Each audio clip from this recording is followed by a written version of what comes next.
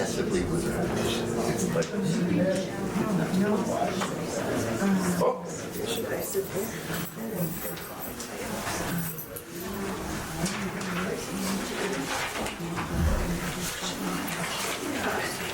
How's everything?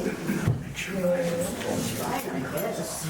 At home. Your fire is burning. No better than fire is burning. Not yet today. Oh, no fire is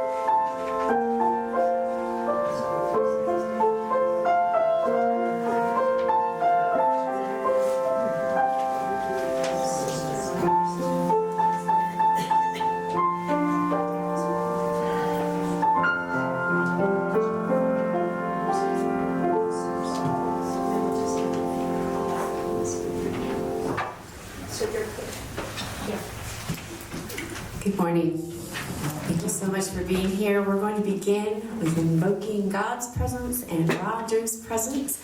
I invite you to look around and find a blue hymnal and turn to hymn number 131. We will invite ourselves into the presence of God and sing twice.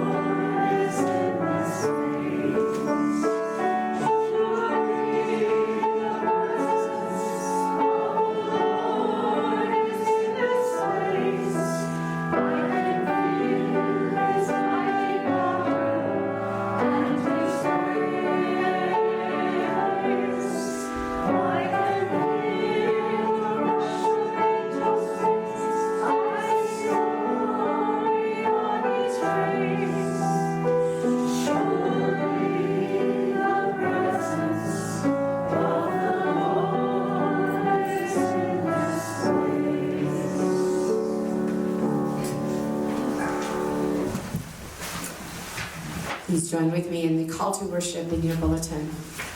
We have gathered here to praise God and to witness to our faith as we celebrate the life of Roger Cason. We gather with full hearts and grateful spirits. May the presence of God and the fellowship of friends lighten our hearts. Let us remember God and celebrate the gifts God has shown us through His presence and of life. Welcome.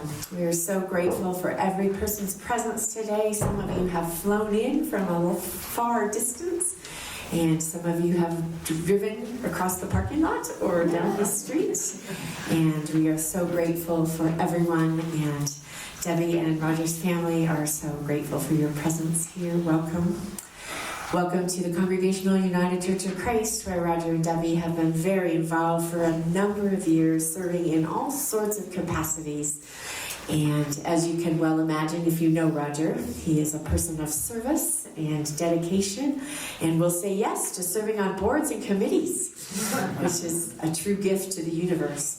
Thank you to Matthew and Mary Lee and Judy and Kathy and Janet and the worship team and everyone who has come together today to make this possible. The video that you saw earlier, we'll be able to watch more of that at the end, at the lunch, so really hope that you will stay for a lovely lunch and sharing some memories and seeing the experience they had in San Francisco as part of the celebration of Roger's life as well.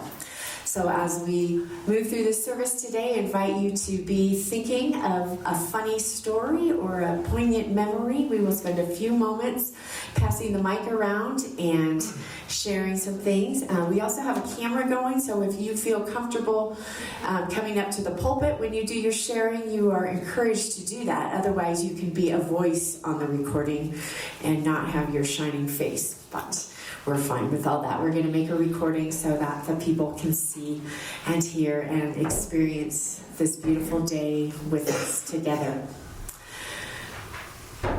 So we invite you to take a breath as we have invited the presence of God. We also believe the veil is thin and that Roger's presence is with us in spirit in powerful ways on this day. So revel in that a moment. Remember his smile, his face, his twinkling eyes, his hearty laugh and chuckle, his love of hugs, and getting out and seeing people in every stage of his life. So let us gather, let us worship, let us honor, remember, cry a little, laugh a little, and celebrate Roger's life. And we begin further with an opening hymn of hymn number 51, How Great Thou Art. And think about his love of the natural world as we sing this song.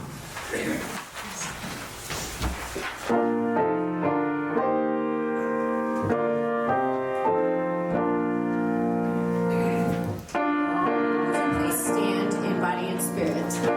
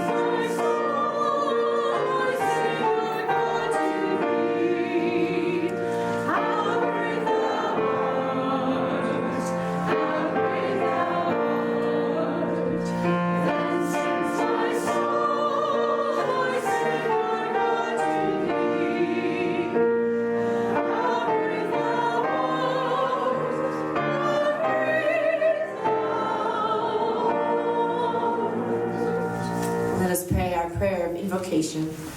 Eternal God, we praise you for the great company of all those who have finished their time here on earth and now rest from their labors. We praise you for those we name in our hearts, and especially for your child Roger, who has gone home to be with you now. Grant peace to his soul. Let perpetual light shine upon him, and help us to believe that your presence may lead us through our years and bring us at last with Roger into the joy of your home. Through Jesus Christ our Lord. Amen. You may be seated, and Debbie has some words of comfort to share with us.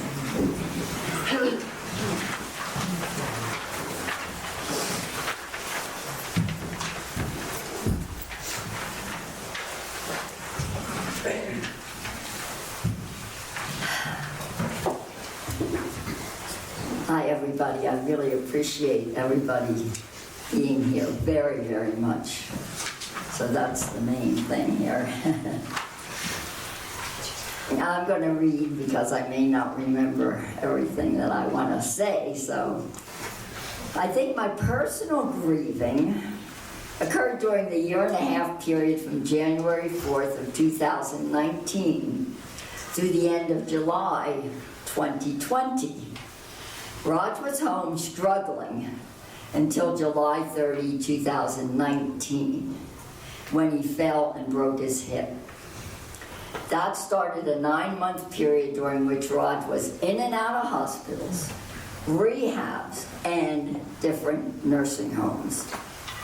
On July 23rd, 2020, my dear friend, who is here with us today, Betsy Neese, accompanied me in transporting Roger from Colorado Springs up to Denver to Brookshire House, where he remained until his final 2 days, which were spent at Rose Hospital and then Hospice Care Center in Denver. And I'll just tell you, this is not in my writing, but when Betsy and I were driving home from Brookshire House after dropping him off, we stopped and had dinner, got back in the car, it was dark, and we got a phone call, and it was Roger. You have sold me to the dogs. Well, Betsy made me get away from the wheel because I was crying so hard. And, you know, I did the very best I could to keep him home. He loved it here. He loved our home. He loved all of you.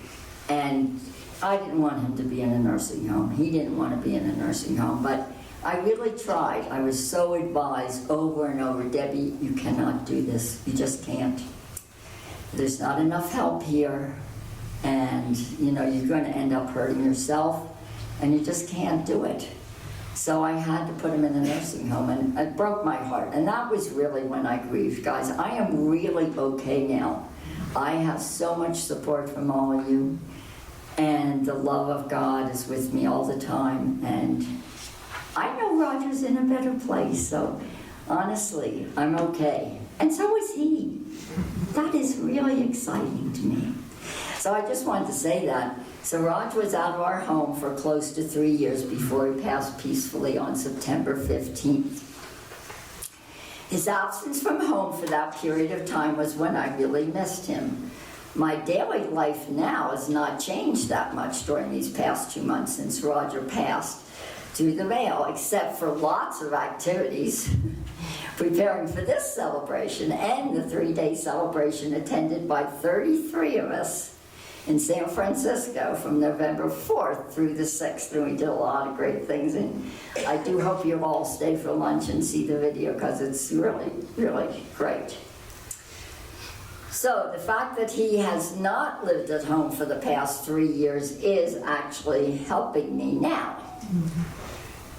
My actual comfort all along, though, and really all my life, has been my relationship with God, who is always with me, not only comforting me, but also guiding me day in and day out, 24/7, for 76 years here on earth during this incarnation, but actually throughout eternity. If you will please turn to the back cover of your bulletins, you will see one of the ways that you take what you like and keep the rest, but that how I keep in touch with my Creator, by repeating to myself the affirmations in the writings of the great yogi Paramahansa Yogananda. And also by singing aloud and to myself the many hymns we sing here in this church. How can I grieve with the deep and abiding faith that permeates my very being, my heart and soul? That combined with the fact that I know Roger is now free from his crippled body temple that fenced him in for the better part of 3 years. And it's my belief that we are all free when we truly know in every fiber of our beings who we are. And that we are constantly loved unconditionally by our beloved God, who permeates this entire creation and can be felt everywhere, including within ourselves. I am so grateful that you're all here. Honestly, I really and truly am. And my love to all of you, and through whom God shows me his unconditional love and support. So thank you so very much.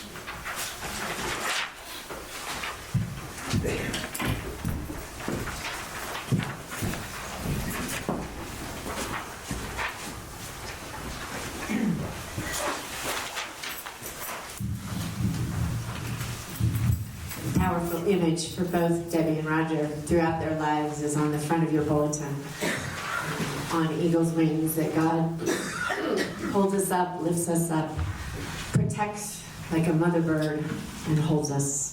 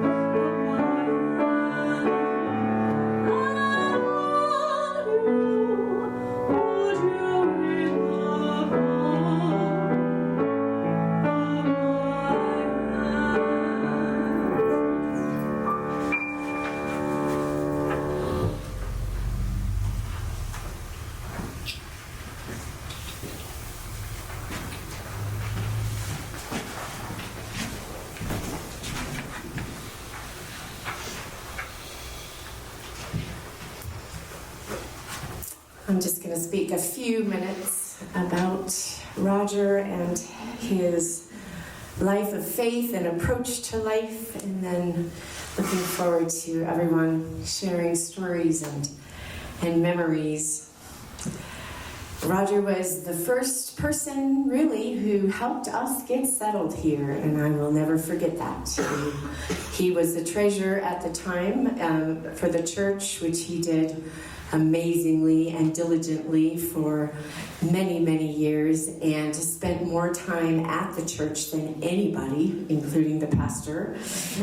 He was over here for hours on the phone with the computer companies, on the phone with the bank, figuring out the computers, doing everything, and just really took us under his wing as we moved to town. I'd say, where do we take our recycling, or where's a good vet, or which bank should we go to? And he just always was giving us that guidance and introducing us to people, and it just was a gift.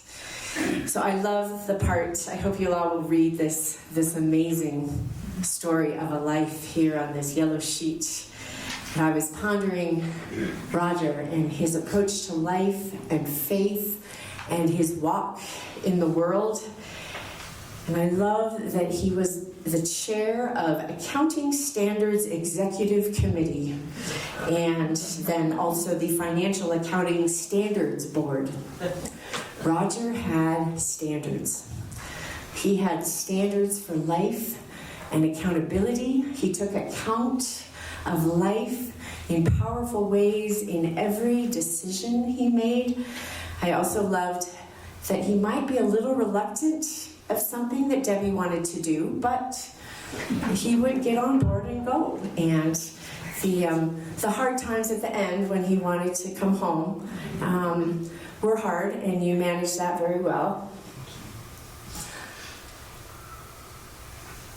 But he would get himself into a place where, okay, and I have to imagine when you first met on the boat and he found out that you were a sailor, he was ready to marry you the next day. And then later, the square dancing he was at first quite reluctant, and then became the chair of the board, right? So as we look at a life to emulate, to celebrate, to honor, Roger was one who stepped up, stepped in, stepped forward, maybe stepped out onto the road, but also out onto the sea. Not without reluctance at first, but he would puzzle over things. And when I think of him at any stage of life, what do you see? That smile, that twinkling eyes, that deep chuckle. Because even if he was reluctant, oh, you want me to what? And one of the last times I was with him, we were trying to get him out of the chair into the wheelchair, and he was reluctant, and he was not wanting to do that, and his legs were not working very well. And he gave us some pushback and some reluctance, but still had a big old smile on his face and a big old chuckle, and he was like, really? Really? We're going to do this?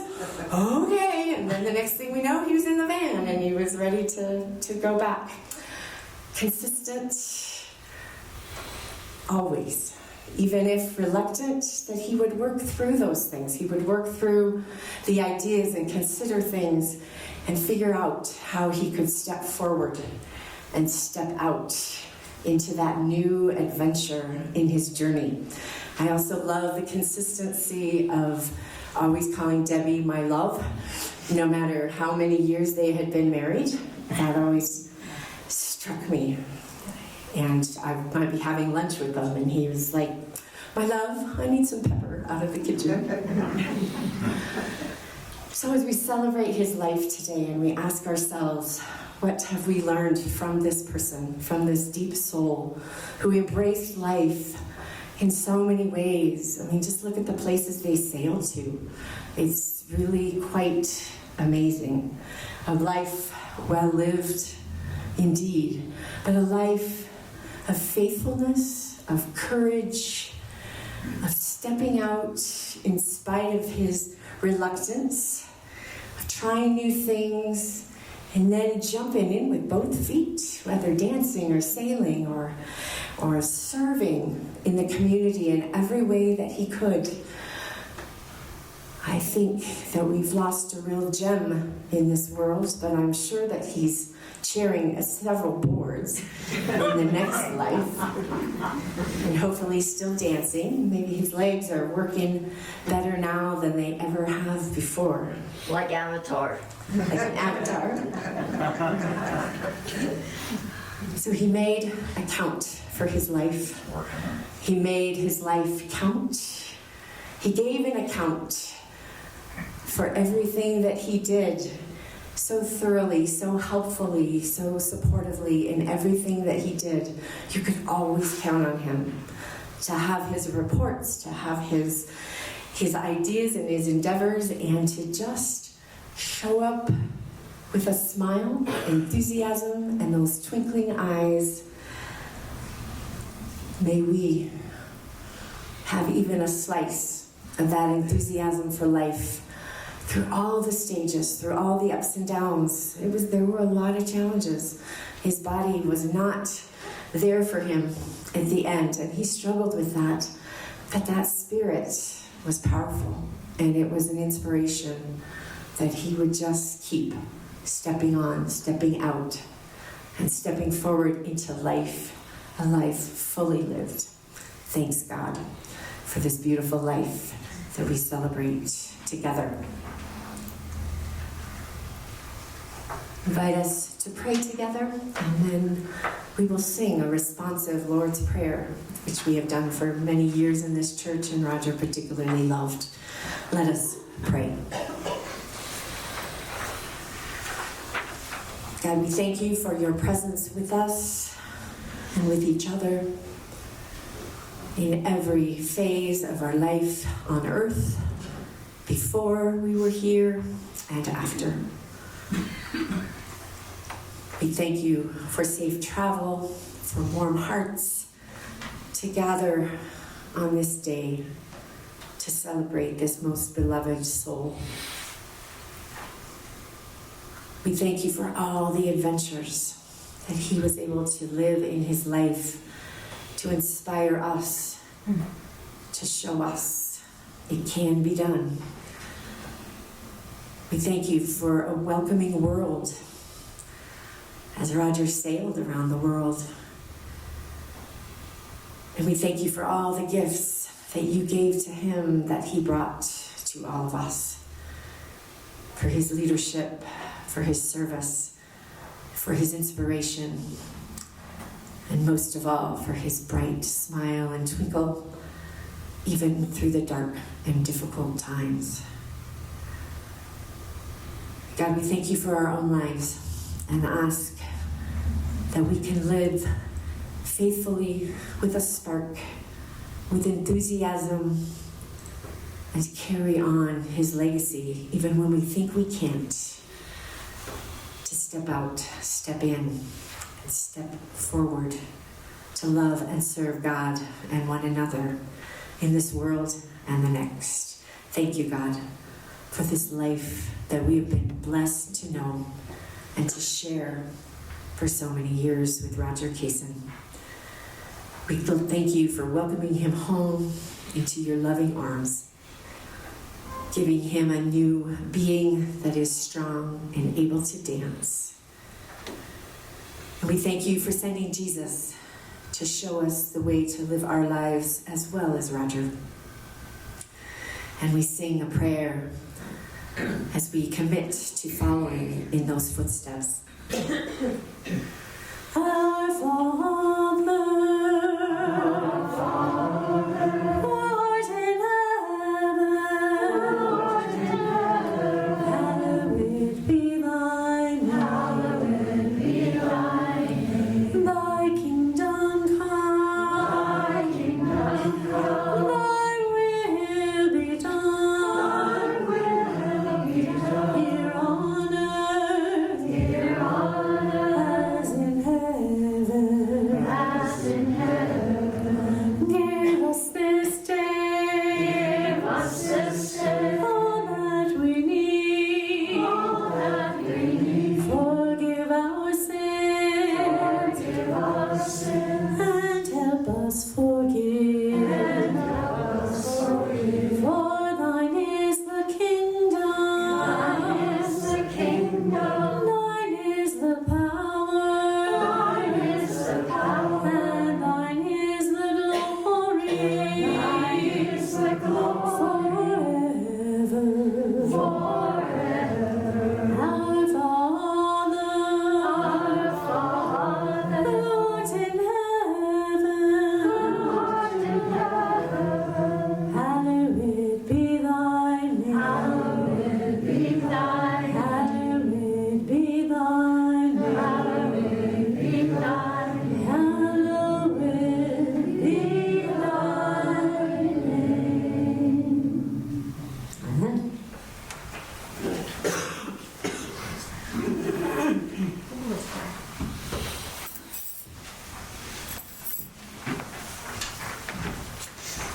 invite you to share some stories. If you can say your name and how you know Roger, that helps us all kind of put it all in context. Who would like to be brave and go first?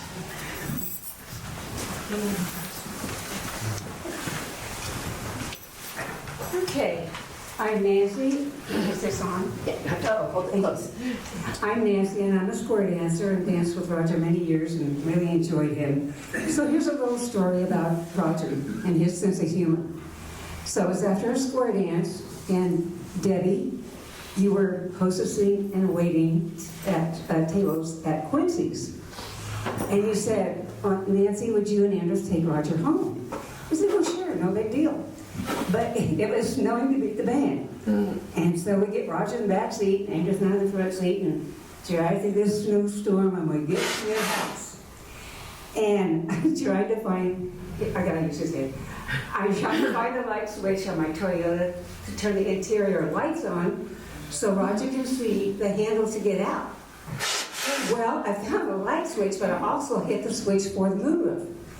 And hit the moonroof, and all this snow on Roger. And we look back at it, and are horrified. We go, oh no. And here's me. Roger looked like a snowman. Had snow all around him. And he was laughing. Now, anybody else would have been mad, but not Roger. He was laughing his head off. And Anders was going, shut the moonroof. I'll finally get it shut. And Roger is still laughing when he got out. And he says, have a safe trip home. I gotta tell one quick one as we get to the next one. We went caroling one night with a big old 15-passenger church van. I just remembered this story, and he drove. And I don't think he ever wanted to do it again because he had 14 backseat drivers. We're all telling him where to go and where to turn around, and we missed a few people's houses, and he was up there keeping his sense of spirit and humor and chuckling, but he never did it again.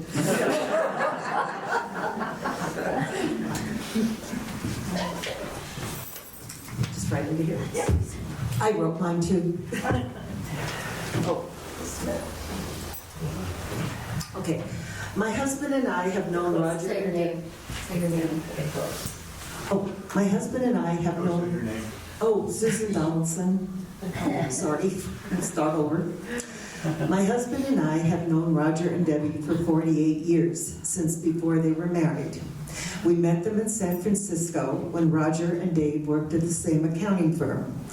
Subsequently, both families moved east, the Casons to New York, and we to New Jersey, close enough that we could get together for occasional dinners and games of bridge.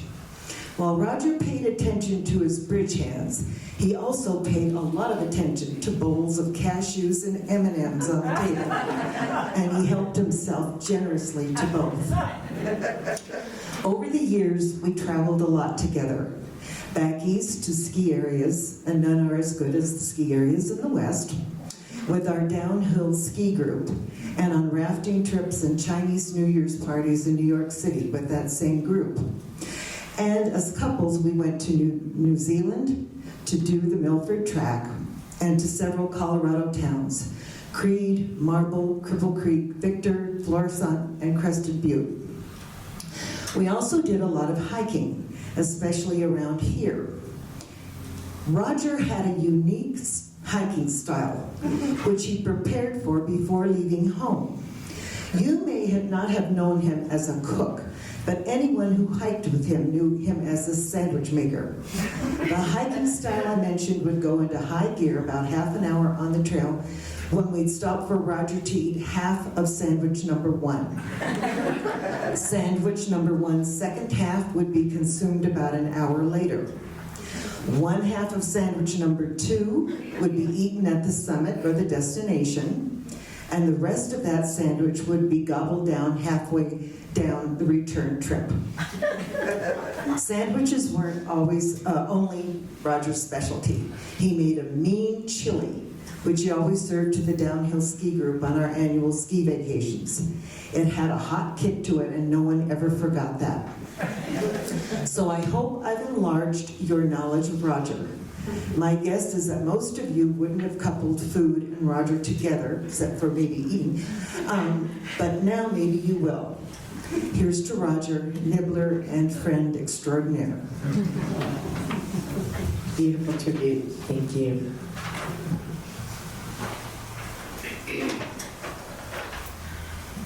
It's like an auction. I don't want to put my hand up. I might buy something. I'm Betsy Meese from this church, and that's how I've known Raj. I met Debbie and Raj early on, and my husband and I, and the two of them became very good friends. But what I want to talk to you about is what Susan talked about, food with Raj.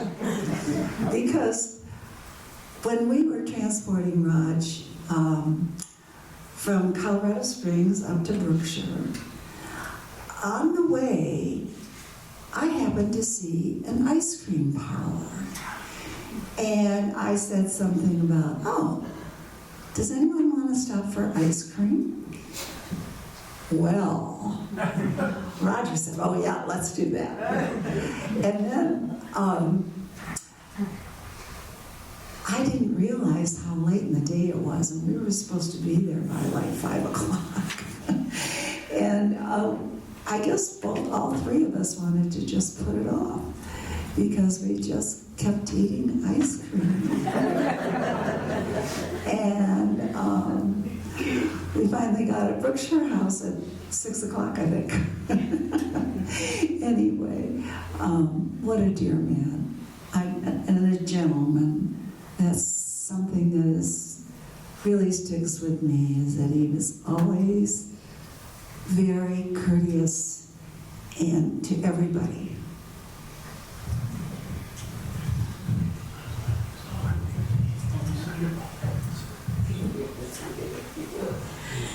I'm Leslie Fagerberg, and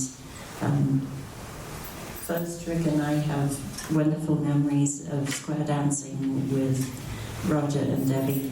They invited us to partake of that fun, and we were a little bit reluctant to start with. Did we have time? But it turned out to be so much fun, and we fondly remember Roger in that setting. My other memory is when I first had an opportunity to help a church here on the Board of Trustees when Roger was the treasurer, and remember learning of his involvement in accounting standards boards and working in that field myself. We had some jokes about the nitpicky aspects of accounting and auditing and what have you. And he helped orient me to the way the church budget was put together and what have you, which I really appreciated and gave me an opportunity to carry on with some of the work that he had done, although not nearly in his capacity. I can still picture him presenting the budget, and at the annual meeting he was absolutely a gem, and I do remember that twinkle. His eyes always twinkled. I'm Kay Ellinger. I also want to say that Roger was such a brilliant treasurer for the church. He brought us up to date on computers and had the patience to teach the financial secretary how to do it. And I'm sure that was difficult because I know who the financial secretary was.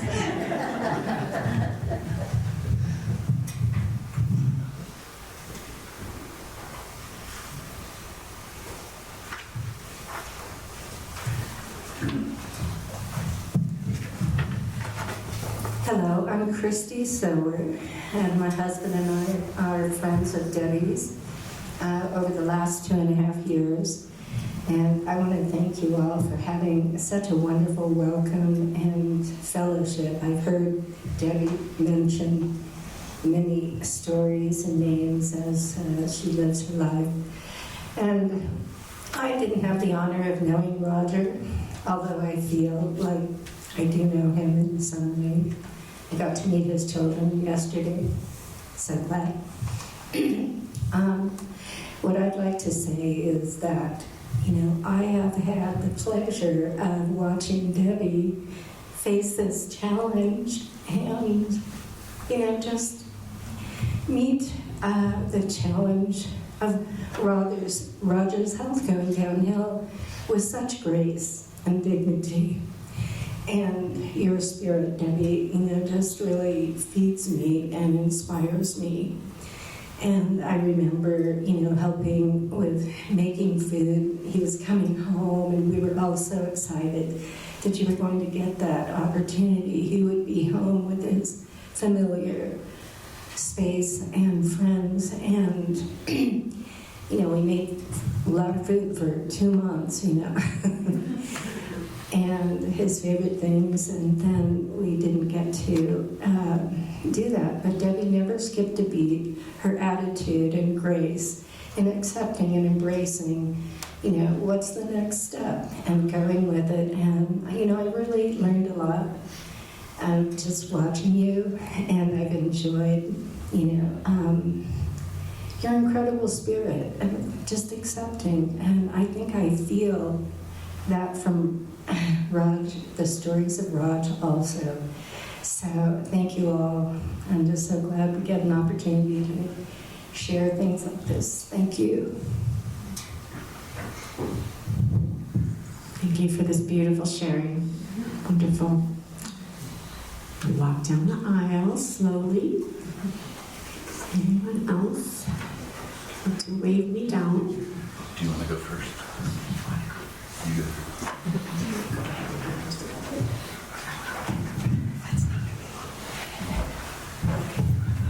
I'll just stand here. I'm Kristen Cason, Roger's oldest child. And thank you for welcoming us. I didn't grow up much with my father. Our parents divorced when we were young, and he moved to New York, and we were in California, so we didn't spend a lot of time with him. But what I'm grateful for, and this is more related to Deb, when my father and Debbie got married in 1976, I think she worked her powers on him. And I see in their relationship something that's special. Like, if you had seen my father 40 years ago, you would never in a million years imagine him coming to a church, let alone participating in the church. I mean, many things, or square dancing, or having pets. I think one great thing about relationships is in a good marriage, you and your partner mirror to each other what you need to work on. And I think Debbie and my dad were great at that. My dad mirrored to Debbie that she needs to lighten up and not work so hard and relax. And Debbie mirrored to my dad that, let's get active, let's do things, get out there, do stuff. And because I think my dad would have been perfectly happy later in life just sitting and reading mystery novels and watching sports on TV. I also just want to share my appreciation to Deb, because she was there for me when I was going through very hard times, and she helped me onto my spiritual path, which is a big part of my life. So just want to say thank you, Deb. Thank you, Kristen. I'm Dave Cason. I'm the brother, but the oldest living heir now, which I guess makes me heir to the Iron Throne. I'm not sure, but so I wanted to share a few things, just recent memories. I'm not a very spiritual person. I would say I'm sort of cynical about faith. But I've had friends, I've been going through some traumas recently, and people like Debbie and some of my friends have kind of challenged me to be more open-minded spirit to things that you see in life. And so I want to share a couple things that happened very recently that make me kind of wonder, like, really, there must be something else. One was something, I don't know if they'll see on the video, but as in the San Francisco celebration, we took this majestic ship, the Matthew Turner, out onto the, into the bay, the San Francisco Bay. No rain, nothing that would suggest this, but as soon as we started pulling out of port, there was a majestic rainbow out of nowhere, just as we were going into the bay, which you couldn't have scripted that, obviously, and maybe it was just a random event, maybe. But that, those kind of things make me wonder, right? Like, what the heck? So that was one. I appreciated that, I'm sure. I don't know if you took that as a sign, but I thought that was pretty impressive work by somebody to pull that off just that time. All right, the second one happened just a few days ago. This might have been the greatest miracle ever. So, we're all a little nervous about coming here. It's an event. So I'm traveling with my sister is a challenging thing. If there's a Lord out there, he needs to be helping me with this one. So we have a deal where it says, Kristen, I'll meet you at the gate or on the plane, whatever. Just you do your thing, I'll do my thing, and if they're, if Lord willing, we'll show up. So bad thing happened to me. I lost my phone in San Francisco International Terminal. Not on the shuttle. I thought first it was a shuttle, but like in the terminal. And so I was like, what do I do? All right, just get on the plane. I could buy a new phone. I had all these work things too. It really would be a pain to switch it. So I just kind of resigned myself, said, okay. Suck it up with just the phone, right? It's just an annoyance, but I was probably going to have to go buy a new phone in the middle of our thing, so I was like, okay, what a dumbass. And then complicated by Kristen's going to miss the plane because they're closing the doors and there's no Kristen. So, great, I'm going to be in the middle of Denver, lost sister, can't communicate with Debbie, phone is gone, there's no chance, right? It's in the middle of San Francisco International, but there must be, 20,000 people going through there. And then just as they're closing doors, Kristen walks in. Miracle number one. Right? He's like, why waste time? You might as well just come in the last minute. And, I was 10 minutes before departure time. And the shocking thing is, she hands me my phone. How is she handing me that phone? No chance. But apparently, someone took the phone to an agent. They looked at the screen and it's locked. You can't get into the phone. It's got, finger locked. And they saw Kristen Cason, who left me a text that said, I'm almost there. I'm not going to be late. And so they said, oh, Kristen, we found your phone. It's like, that's not my phone. But it was my phone. And so that's how I got my phone. So I look at those two things, and I'm trying to be open-minded, but what are the chances? It has to be a zillion to one that in the middle of San Francisco International Airport, well, one person who can get my phone back to me does, and she just hands it to me. So maybe there is something else. Maybe there is. I'm trying to be open-minded to these things. And if there is, this would probably be the time where I could say the last few words to that. Things we never said, like Kristen said, we didn't spend that much time with them. And it was difficult. It was like, what is the line? Something like that. It was not a good trade for us in terms of dad and trading off with stepdad. Not a good trade. Well, I think there's some line like, bad trades are part of baseball. Right? That was a bad trade. But something I want Dad to know is it wasn't his fault. I don't know if you ever had regrets or, and also, that must have been really hard on him. I think about, I had some challenges with my wife and staying together with my kids, but not being able to see her kids, and my mom was all sort of crazy. And stepdad was infinitely more crazy. So it was the 60s, in divorce, man went and made the money, mom took the kids, that's just kind of the way it was. So that was hard on us, but I'm sure it was hard on him too, right? He didn't have the advantage of seeing us grow up. So if there's forgiveness to be given, I'm giving it. So go in peace, Dad. We're good here. maybe I'll see you on the other side. I don't know. And a couple last things. Sorry, I'm talking a lot. I'm kind of nervous. So I know you all believe in the spirit is eternal, all right? But I want to share a few things like the physical world and the impact you make is eternal as well. All right, so like a pebble in a pond, the ripples. Look at all these people here. There was 40 people in San Francisco. So, Dad touched people, and those people go on with fond memories. And then in my case, I've got epigenetic transfer, whatever you call it, like we talk about professionally.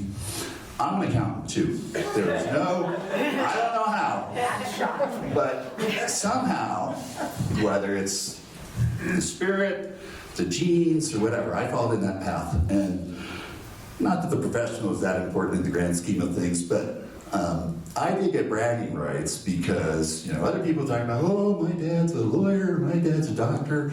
But with my accounting friends, I could say, my dad wrote the LIFO issues paper. Wow.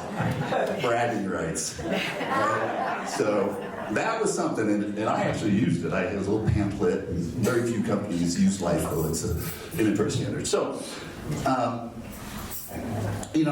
things pass. And then I have 2 daughters, and so I find things, I have characteristics or similar mannerisms or brain construction or I don't know what, but his impact passes with me, and I have 2 daughters, and his impact will pass with them, and he'll maybe be in a better place in the spiritual world, everlasting, but even here, his memory and his impact will last with us, and then with my kids and going forward. So I'm thankful for that.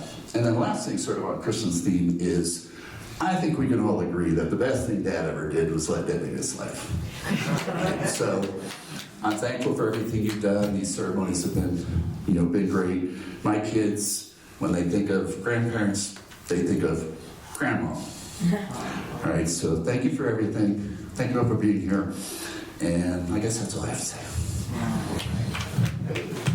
Thank you, Dave. All right, get that out of And then one more share. So Debbie, you can make your way to the pulpit, and we've got one more sharing here. Well, we've heard from some of the squared answers, and the church members, but I happen to be a neighbor of the Casons for the last 22 years, and I just wanted to share something about Roger, more on a business aspect, fun, but when we first, we're in a homeowners association, we have 44 lots, and when I first bought, and they were already lived there were only about half the lots that had houses on them. And the owner of the subdivision had sent an agenda to all of us about our homeowners association meeting. And in the agenda, he stated on it that he would be the president for the first year. But he wasn't all that well liked by the owners there. So Roger took it upon himself to do a little background work, maybe a little politicking, and got in touch with the homeowners who did live there, and got a number of them to agree to be on the board.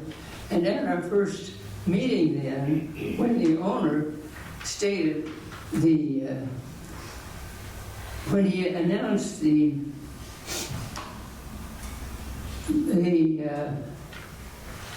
nominations, or actually the election of the board members, it turned out that Roger became the president, the other 4 positions were filled, and the owner was out. And so we felt like he did us a great thing by getting us free of that owner. Thank you for sharing. Thank you all for sharing beautiful stories and very meaningful memories. That's incredible, man.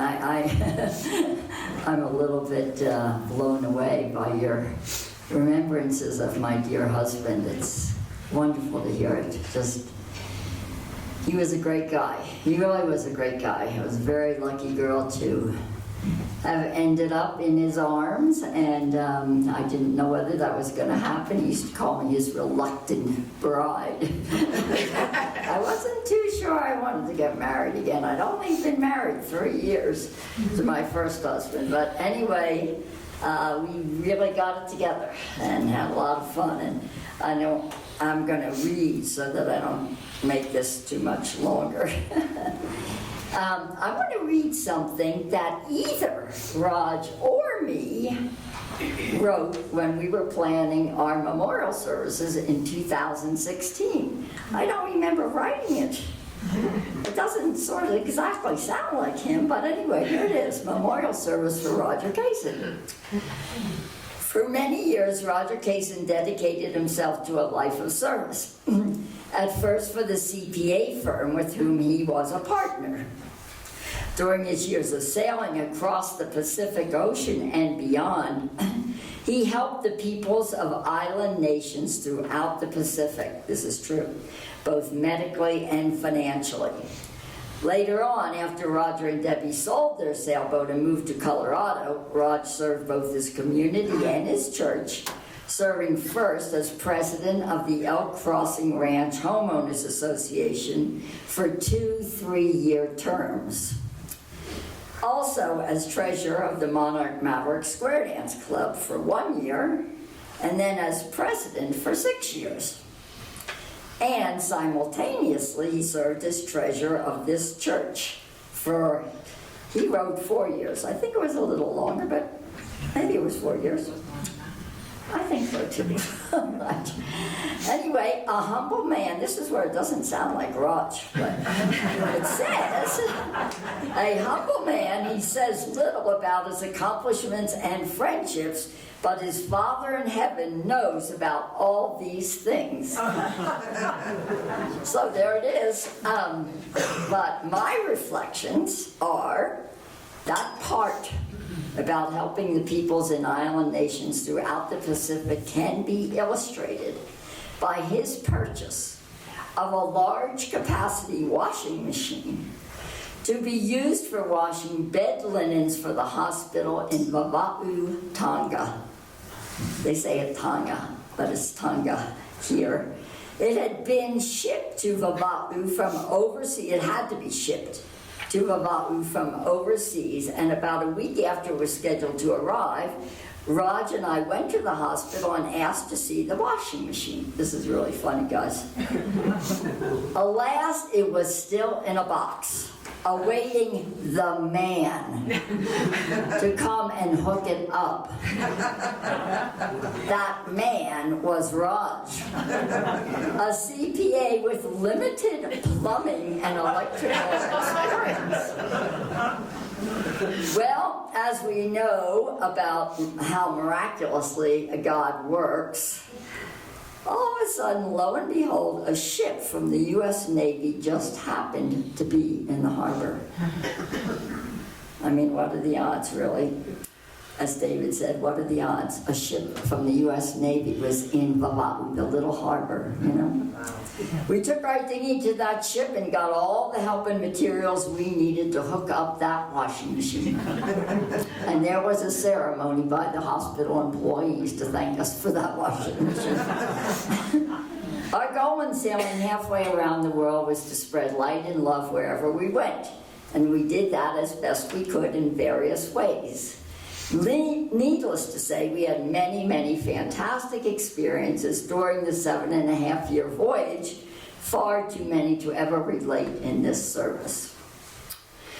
I will stress that throughout our married life, we delighted in God's beauty and presence in nature throughout Mother Earth.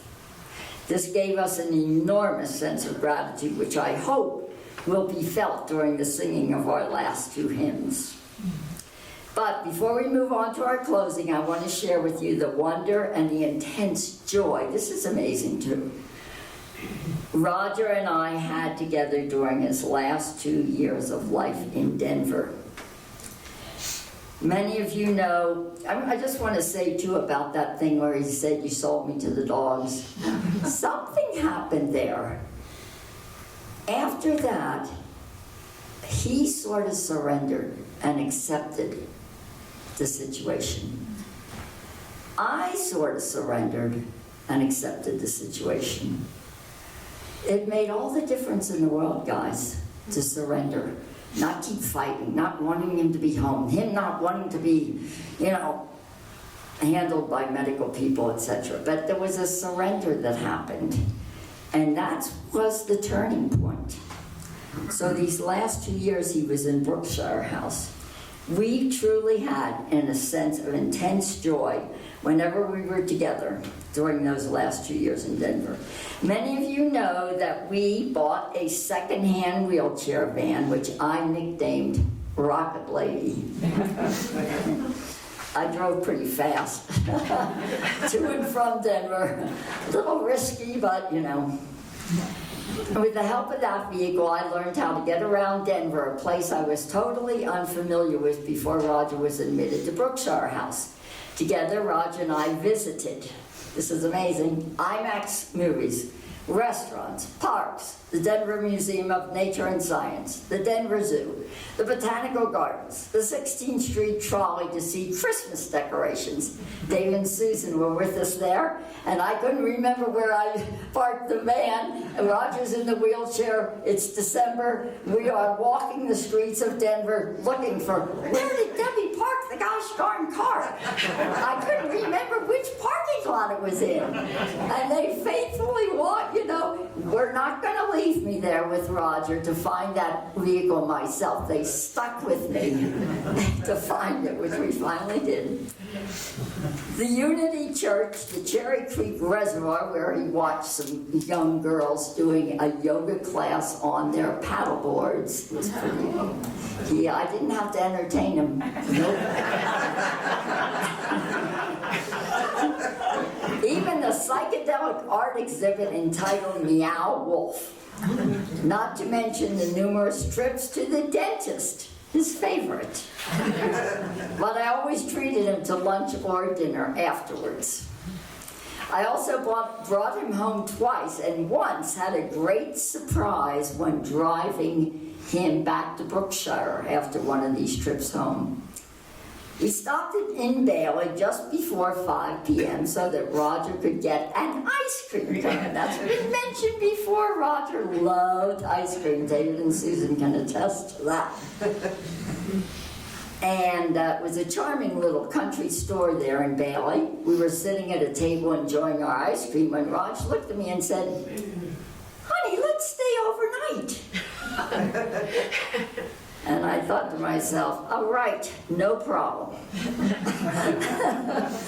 After only a moment's thought, though, I went to the proprietor of the shop who was closing up for the day and asked her to come over to our table when she had a few moments to spare, which she did. From our conversation with her, we determined where we might stay.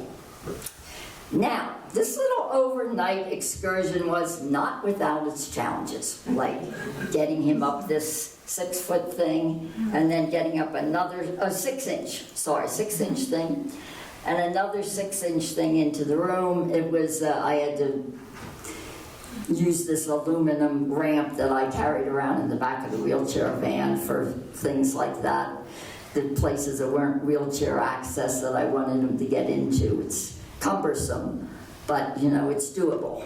So anyway, but folks, if you could have experienced the most childlike joy Raj and I both had whenever we were together during these last 2 years, your heart would absolutely explode with love and gratitude. It was amazing. Who would have ever guessed that those last 2 years would be 2 of the best years of our lives, in a way?